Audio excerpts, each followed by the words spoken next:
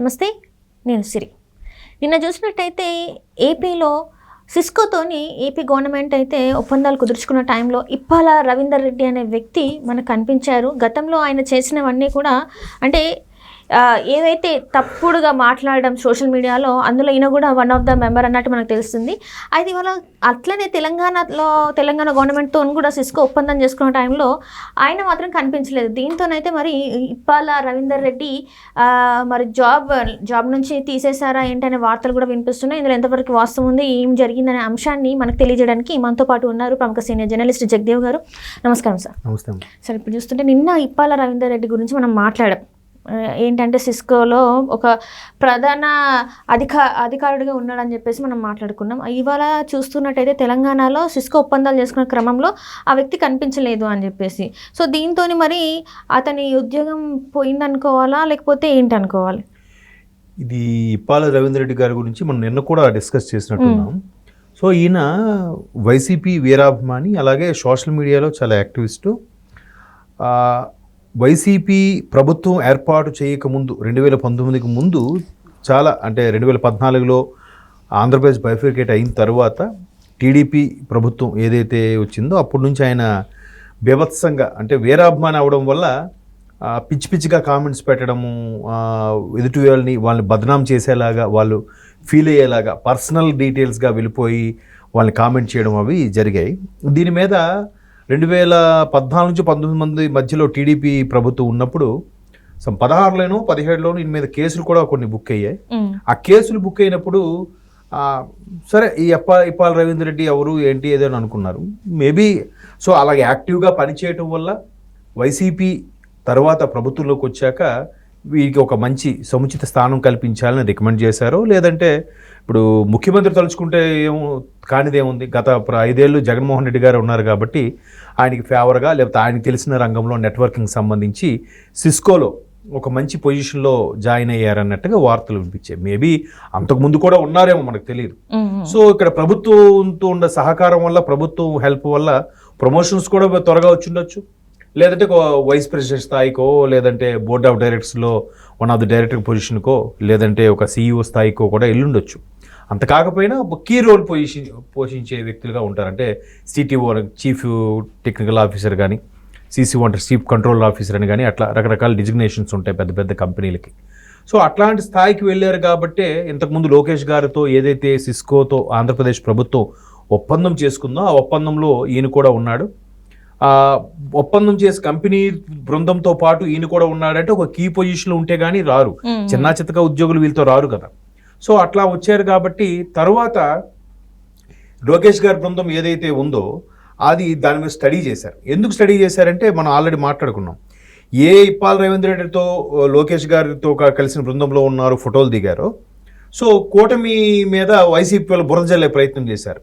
ఎట్లా అంటే మీ కూటమి మీద, మీ టీడీపీ మీద ఈ విధంగా చేసిన వ్యక్తికి మరలా మీ దాంట్లో కలుపుకున్నారు, అంటే మీ వ్యక్తినే మా దాంట్లో పెట్టారో ఒక కోవర్ట్ గాను అన్నట్టుగా రివర్స్ ర్యాగింగ్ ఎప్పుడైతే చేశారో లోకేష్ గారి టీము, లేదంటే సోషల్ మీడియా వింగ్ వాళ్ళు మొత్తానికి ఫైండ్ అవుట్ చేస్తే ఇప్పాల రవీందర్ రెడ్డి బాబు గత చరిత్ర ఇది.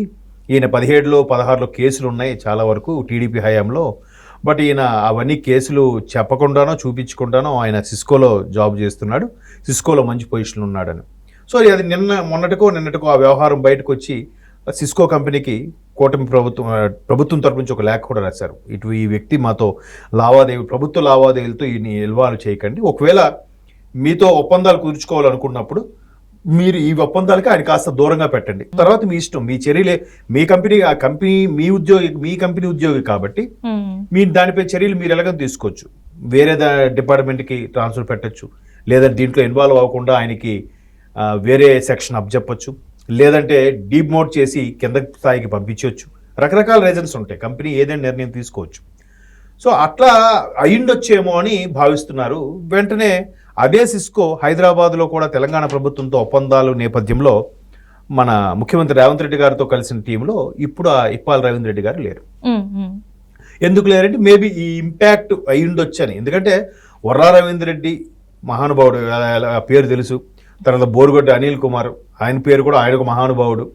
కొడాల నాని గారు, ఆయన ఒక పెద్ద మహానుభావుడు. ఇలా మహానుభావులు అందరూ ఉన్నారు కాబట్టి గత ప్రభుత్వ హయాంలో ఈ మహానుభావులందరికీ కూడా ఇష్టము కాస్త మితిమీరి పెచ్చ స్థాయికి వెళ్ళిన తర్వాత వాళ్ళు సోషల్ మీడియాలో పిచ్చి పిచ్చిగా పెట్టడం, ఆ అమ్మల్ని, భార్యల్ని, బిడ్డల్ని ఎక్స్ట్రీమ్ లెవెల్కి వెళ్ళి కామెంట్ చేయడం, ఇట్లాంటి ఈ సంస్కృతికి తెరలేపారు. కాబట్టి నిజంగా వాళ్ళందరూ గొప్ప మహానుభావులే, అంటే రివర్స్ ర్యాగ్లో చెప్తారు. ఎందుకంటే మీరు మహానుభావులు అంటే మరి జనాలు అంటే చూసే వ్యూస్ ఏంటి ఈయన మహానుభావులు అంటున్నారేమో అని చెప్పేసి అనుకుంటారేమో అని నేను కూడా ఆలోచిస్తున్నాను. ఎటకారంగా చెప్పేది అంటే అలాంటి వాళ్ళకి ఇప్పుడు బోరుగడ్డ అనిల్ కుమార్ గారికి ఇప్పుడు విషయం తెలిసి వచ్చాక నేను దళితుడిని, నన్ను కావాలని చేస్తున్నారు అంటున్నారు. అంటే వీళ్ళు నోటుకొచ్చినట్టు మాట్లాడినప్పుడు గుర్తురాదు వీళ్ళకి సామాజిక వర్గం. నిన్న రజనీ గారు కూడా అదే అంటున్నారు కదా, ఒక బీసీ మహిళని ఈ విధంగా. బీసీ మహిళ ఏంటి, దొరికిపోయాక వీళ్ళకి సామాజిక వర్గం క్యాస్టేజ్ గుర్తొస్తుందా? అంటే ఇప్పుడు వాళ్ళ దగ్గర శ్రీ బాలాజీ క్రషర్స్ దగ్గర 50 కోట్లు ఏంటి, మళ్ళీ ఈ కోట్లు అడిగినప్పుడు మరి నేను బీసీ సామాజిక వర్గం నా మీద చెడ్డ పేరు వస్తాను. స్టోన్ క్రషర్ మనకు తెలిసిన వ్యవహారం, మన వరకు వచ్చిన వ్యవహారం, మీడియాకి సోషల్ మీడియాకి తెలిసిన వ్యవహారం, తెలియకుండా ఎన్ని జరిగాయో. ఆఖరికి అంటే ఆల్రెడీ కన్స్ట్రక్ట్ అయిన బిల్డింగ్ని వాళ్ళు చూపిస్తే కనీసం 90,000 నుంచి 130,000 వరకు కూడా వైసీపీ ప్రభుత్వం ఇచ్చింది.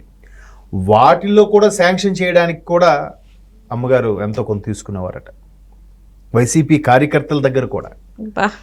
మరి ఇప్పుడు స్టోన్ క్రషర్ అంటే కోట్లలో ఏదో అడిగారని నాకు అర్థం ఉంది, కానీ చిన్న చిత్తగా వాడు సరే మన సబ్జెక్ట్ అది కాదు అనుకోండి. సో అట్లాగా ఈ ఇప్పా రవీందర్ రెడ్డి ఏంటంటే ఒక వర్రా రవీందర్ రెడ్డి లేదంటే ఒక బోరుగడ్డ అనిలు ఈ జాతికి చెందిన మహానుభావుడు అనమాట. సో అందుకు ఇప్పుడు ఏదైతే లోకేష్ గారి టీం కానీ లేదా కూటమి ప్రభుత్వం కానీ సిస్కోకి ఒక లేఖ రాసిందో ఆ ఇంపాక్ట్ మేబీ అయిందేమో. తెలంగాణ ప్రభుత్వంతో రేవంత్ రెడ్డి గారితో జరిగిన మీటింగ్లో ఆ వ్యక్తి కనపడలేదు. అంటే వీళ్ళకి ఏంటంటే ప్రభుత్వంతో సంబంధం లేదు, ఈ ప్రభుత్వం ఉన్నప్పుడు ఈయన భజన చేసుకుంటూ పక్కోడిని తిడదాం. ఇప్పుడు ఈ ప్రభుత్వం వచ్చింది, లోకేష్ గారికి టీంలో కలిసిపోయి నేను అది చేసాం ఇది చేసి ఒప్పందం చేసి మళ్ళీ రెండేళ్ళు పోయాక మళ్ళీ జగన్మోహన్ రెడ్డి గారి మీద చేయడము, లేదంటే ఈ బాగా పొజిషన్ వచ్చేసిన తర్వాత కోవట్టుగా వెళ్ళి జగన్మోహన్ రెడ్డి గారిలో చేరడము, ఇదొక ఇదైపోయింది. అంటే మనిషి అనేవాడు ఎక్కడో దగ్గర తెగుతాడు, ఎక్కడో దగ్గర కనెక్ట్ అవుతాడు. ఒక 2 కోట్ల, ఒక 5 కోట్ల, ఒక 30 కోట్ల అనేది లైఫ్ లాంగ్ మనం కష్టపడితే సంపాదించగలమా? ఏముంది, సింపుల్, సింగిల్ నైట్లో చేంజ్ అయిపోతుంది. అట్లా దిగజారిన అంటే ఒక దాన్ని ఏమంటారు, ఇంకా లేదు ఎథిక్స్ అని కానీ దాన్ని కొన్ని మోరల్ వాల్యూస్ అలాంటివి ఏవి లేవు అనమాట. ఏముంది ఇవన్నీ ఎవడు చూస్తాడు, కొన్నాళ్ళు పోయి ఇవాళ న్యూస్ పేపర్ ఎల్లుండికి పేపర్ అంటారు కానీ మేబీ గుర్తుండొచ్చు ఉండకపోవచ్చు. బట్ ఇవాళ సోషల్ మీడియా వచ్చాక అన్నీ గుర్తుంటున్నాయి.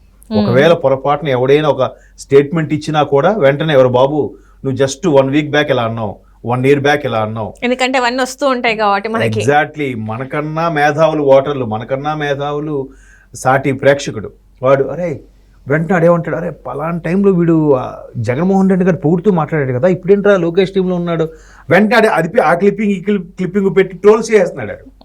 వాడు మనోభావాన్ని ఆ విధంగా ట్రోల్స్ చేసి ఎక్స్ప్రెస్ చేస్తున్నాడు. కరెక్టే కదా, వీడు మొన్నటి వరకు జగన్ పేషీలో ఉన్నాడు, ఇప్పుడేంటి లోకేష్ గారి పేషీలోకి వెళ్ళాడు, తెలిసిపోతుంది. సో అట్లా ఎంత దాగించాలన్నా కూడా దాగదు. కాబట్టి ఇప్పుడు రేవంత్ రెడ్డి గారు ముందు జాగ్రత్త ఎందుకు బాబు, రేవంత్ రెడ్డి గారికి తెలిస్తే ఇంకా పద్ధతిగా ఉండదు మళ్ళీ ఎందుకంటే మళ్ళీ జగన్మోహన్ రెడ్డి గారికి బీఆర్ఎస్కి సత్సంబంధాలు ఉన్నాయనే వార్తలు కూడా ఉన్నాయి కదా.